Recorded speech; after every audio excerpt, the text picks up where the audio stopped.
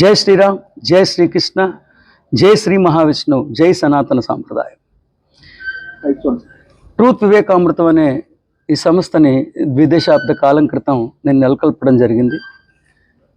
ముఖ్యంగా భగవద్గీతలోని సారభూతమైన అంశాలు, సారాంశాన్ని ప్రతి ఒక్కరికి అర్థమయ్యే రీతిలో తెలియజెప్పాలని, ఉపనిషత్తుల్లో అద్భుతమైన జ్ఞానసారం పొసిగి ఉన్నదని, ఆ జ్ఞానసారం ఉపనిషత్తులో ఉన్న జ్ఞానసారం, గీతాశాస్త్రంలో ఉన్న జ్ఞానసారం ప్రతి ఒక్కడికి అర్థమైతే ఆ అర్థమైన జ్ఞానంలోంచి నూతన ఆలోచన సంవిధానం చిగురుస్తుందని, అలాంటి ఆలోచన సంవిధానం చిగురించగలిగితే ఈ జన్మకి ఒక సార్థకత లభిస్తుందని, జ్ఞానమే మోక్షానికి మార్గమని, జ్ఞానంతో భౌతికాన్ని గెలవచ్చు, ఆధ్యాత్మికతని గెలవచ్చు అని ప్రతి యువకుడు, ప్రతి వృద్ధురాలు, ప్రతి బాల్య వ్యవస్థలో ఉన్నవాడు, ప్రతి వయస్సుతో సంబంధం లేకుండా ప్రతి వాళ్ళు భగవద్గీతా శాస్త్రం యొక్క సారభూతమైన అంశాలని, అలాగే ఉపనిషత్తులో ఉపదేశించిన విద్యని నేర్చుకోవాలి, నేర్పాలన్న తలంపుతో విదేశాబ్ద కాలం కింద ఈ సంస్థని నేను ఎస్టాబ్లిష్ చేయడం జరిగింది.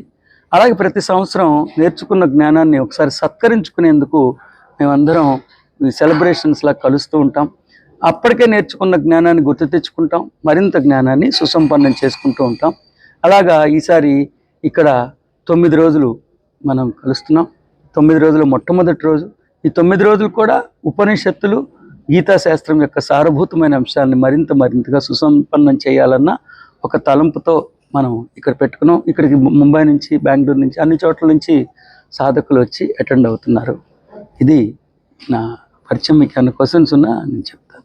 మాండుక్యోపనిషత్తు పుష్కర శ్లోకాలతో పరిపుష్టమై ఉన్నది.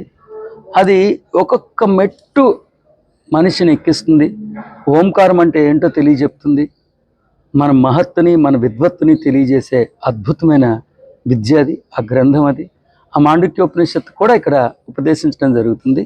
ఆ మాండుక్యోపనిషత్తు చాలా సారభూతమైనదని ప్రతి ఒక్కళ్ళు తెలుసుకోవాలని మీ ద్వారా అందరికీ తెలియజెప్తున్నాను. శుభం. జయస్తు.